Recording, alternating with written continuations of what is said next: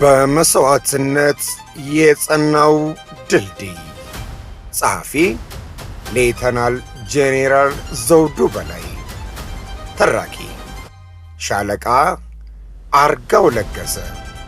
በመስዋዕትነት የጸናው ድልድይ።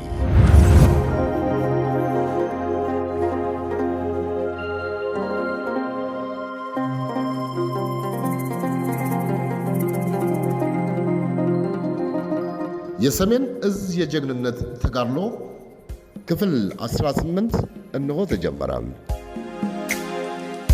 ውጊያው በጥይት ብቻ የተወሰነ አልነበረም።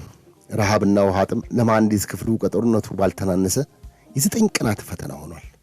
ይሁን እንጂ ኢትዮጵያዊነትን እንዲሁ ለመጠሪያነት የተጠቀሙበት ሳይሆን በደምና ባጥንት የተዋሃዱት ሐሞተ ኮስታራ ልበደንዳኖች የ20ኛ ክፍለ ጦር አንደኛ ብርጌድ የመሐንዲስ አባላት ፈተናቸውን በማብዛት እጅ እንዲሰጡና የታጠቁትን የመንግሥት ንብረት እንዲያስረክቡ ሲጠየቁ እነሱ በሕይወት እያሉ የማይሞከር መሆኑን ለጠላቶቻቸው አሳይተዋል። የሃይማኖት ጭንብል የለበሱ የውሃት ተላላኪዎች በየውጊያው መሃል በሽምግልና መልክ ገብተው ቢጠይቋቸውም የባንዳዎችን ሽምገላ ለመቀበል ፈቃደኛ አልሆኑም። ለምን ቢሉ ያሉት ከሚጠፋ የወለዱት ይጥፋ የሚለው የማኅበረሰብ ብሂል ያሳደጋቸው ከሰንደቅ ዓላማው ፊት ተንበርክከው የፈጸሙትን ሕያው ቃል ኪዳን እስከ ሕይወት ፍጻሜ እንዲጠብቁ አስገድዷቸዋል።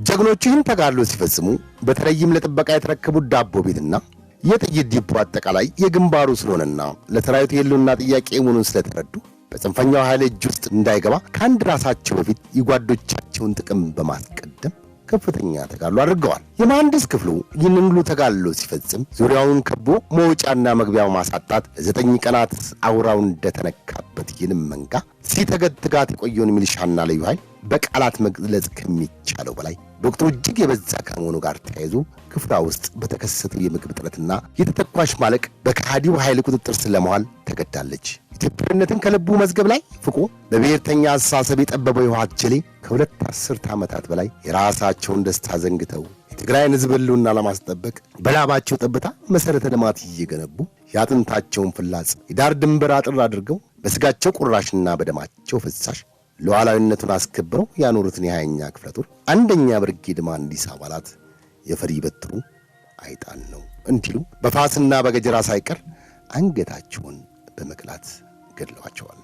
የኔ ብለው በሚያምኑት የካዲ ስብስብ በግፍ የተገደሉት የአንዲት ኢትዮጵያ ውድ ልጆች ለሚያገለግሉት ተቋምና የመጨረሻ ምሽግ ሆነው ለቆሙለት ሕገ መንግሥትና ሕዝብ መስዋዕት መሆናቸውን አምነው የተሰለፉለት ዓላማ በመሆኑ ቅንጣት ያህል አልተጸጸቱም።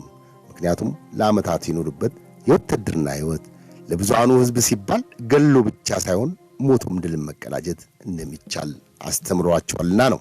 ትውልድን የሚያኮራና በዘመን መለዋወጥ የማይደበዝዝ ብቻም ሳይሆን እልፍ አላፍ ጀግኖችን የሚፈጥርና አዳዲስ ታሪክ ሰሪዎችን የሚያነሳሳ አኩሪ ገድል ፈጽመው የመሐንዲስ አባላት በስማዕትነት አልፈዋል። ይሁን እንጂ የጀግና ስምና ሥራው አይሞትም። አባላቱ በመላው መከላከያ ሠራዊት ልብ ውስጥ ሕያው ሆነው ይኖራሉ። ቀሪ ትውልድና የመከላከያ ሠራዊት ለገቡ ቃል ታምኖ ማለፍን ከነሱ ተምሯል። ሌላው በምዕራብ ትግራይ ከነበሩት የሰሜን እዝ ክፍለ ጦሮች አንዱ የ23ኛ ክፍለ ጦር ነበር።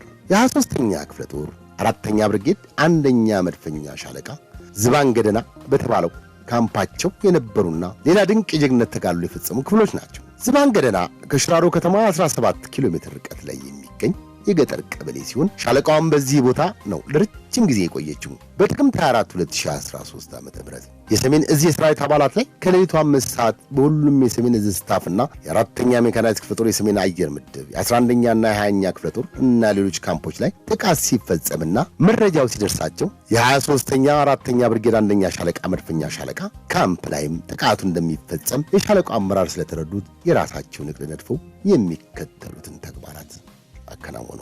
በሻለቃ ያሉትን መድፎች ከካምፑ ዙሪያ ለቀጥታ ተኩስና ለስውር ተኩስ በሚመች መልኩ ጠመዱ።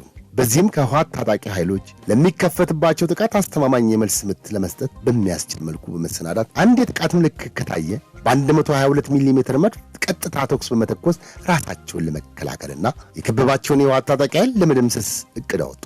በእቅዳቸው መሠረት የመድፎችን አስተላለፍ አስተካክለው ተተኳሽ ከሌላ ቦታ ስለነበር እሱንም በድፍረት ሄደው የመጋዘኑን በር ሰብረው ወጡ። አመጡ።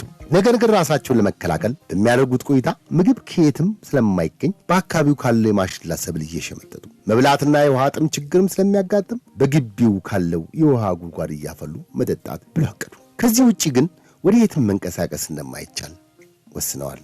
የሻለቃው አባላትም በአንድ አስተሳሰብና በኢትዮጵያዊ ወኔ በገቡት ቃል መሰረት ካምፓቸውን ላለማስደፈር 24 ሰዓት ክትትልና ቁጥጥር እያደረጉ ይውላሉ ያድራሉ። ከጥቅምት 24 2013 ዓ.ም እስከ ጥቅምት 24 2013 ዓ.ም ባለው ጊዜም በከፊል ትግርኛ ተናጋሪዎች የሻለቃዋን ኢትዮጵያዊ ጽናት እያዩ ከቆዩ በኋላ በ27 ሌሊት በተለያዩ ቦታዎች እየሾለኩ ከነጥቃቸው ጠፉባቸው። ከዚህ ቀን ጀምሮ በካምፑ ያሉት የሰራዊት አባላት ከፍተኛ ወታደራዊ ዝግጅት አደረጉ።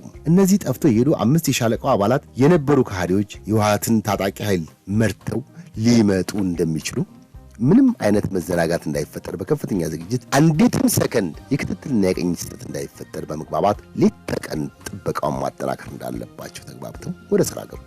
ጥቅምት 27 2013 ዓ.ም ከአመራሮቻችሁ ጋር እንገናኝ የሚሉ 3 ሰዎች በቀይ መስቀል መኪና መጥተው አነጋግሯቸው። ያናገሩትም አመራሮችን በሬዲዮ ሲሆን ሐሳባቸውም መድፉና ትጥቁን አስረክቡን የሚል ስለነበር የሰራዊቱ አባላት ሊቀበሉት አልቻሉም። ጥቅምት 29 2013 ዓ.ም ከጠዋቱ 3 ሰዓት አካባቢ የሀገር ሽማግሌ ነን የሚሉ ሰዎች መጥተው ለምን ትጥቃችሁን በሰላም አስረክባችሁ በሰላም ወደ ሀገራችሁ አትገቡም? ብቻችሁን ቀርታችሁ በኋላ ትጠቃላችሁ፣ ለምን ሕይወት ይከፈላል አሉ። አሁንም የሰራዊታችን አባላት አንቀበልም ብለው ከካምፓስ ወጥተው አሰደዷቸው። ጥቅምት 29 2013 ዓ.ም ከሰዓት በኋላ በ9 ሰዓት ላይ ሌላ የሚደራደሩ ሰዎች ላኩ። ነገር ግን ይዘውት የመጡትን ፓትሮል ቀምተው ከካምፓስ ወጥተው አባረሯቸው። ከጥቅምት 30 2013 ዓ.ም ለአራተኛ ጊዜ ቄስ መሰል ሻሽና ጠምጣም የጠመጠሙና ሴት የሚመስሉ ፊታቸውን የጠመጠሙ ቀሚስ የለበሱ ግን ምንም አይነት ድምፅ ሳያሰሙ ቄስ ነን የተባሉት ሰዎች ብቻ ትጥቃችሁን አስረክቡ ብለው በድጋሚ ጠይቋቸው። የአባላቱ መልስ አሁንም ግልጽ ነበር። ምንም የምናስረክበው ንብረትም ሆነ መሳሪያ የለም፣ እንደመጣችሁ ተመልሳችሁ ሂዱ ብለው ቁርጥ ያለ መልስ ሰጧቸው። አባላቱ አምርረዋል። በዝባንገዳና ያለው መሳሪያና ትጥቅ የኢትዮጵያ ሕዝብ ንብረት እንጂ የካዲው ውሃት አይደለም። ምንም የምናስረክበው መሳሪያ እንደሌለ ደጋግመን ተናግረናል። እኛ እንገላችሁ ካልሆነ እኛ በሕይወት እያለን ምንም የምናስረክበው መሳሪያ የለንም። ይህን መሳሪያና ትጥቅ የምትወስዱት እኛ ከጠፋን በኋላ ነው ብለው